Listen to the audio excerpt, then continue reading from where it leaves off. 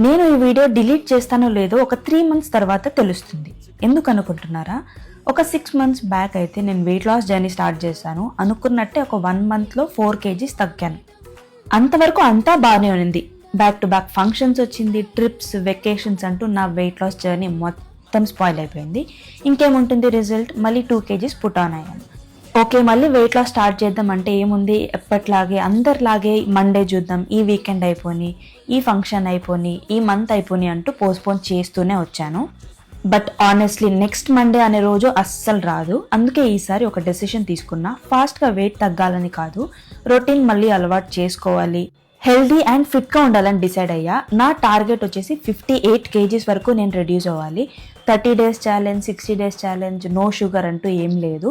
Just 58 వరకు ఎప్పుడు reach అయినా అంతవరకు నేను ఎవ్రీడే రీల్ పోస్ట్ చేస్తూనే ఉంటా. ఈసారి గివప్ ఇవ్వకుండా ట్రై చేయాలని, ఎలాంటి డిస్టర్బెన్సెస్ రాకూడదని ఆ దేవుడి దగ్గరికి వెళ్ళి ఒక అప్లికేషన్ వేసి వచ్చేసా. సో అఫీషియల్గా ఇది నా first day of my weight loss challenge.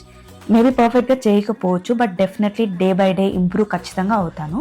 నా టార్గెట్ 58 kgs అన్నా కదా, సో నా ప్రెసెంట్ వెయిట్ ఎంత ఉండొచ్చు సరదాగా గెస్ట్ చేసి కమెంట్ చేసేయండి, చూద్దాం.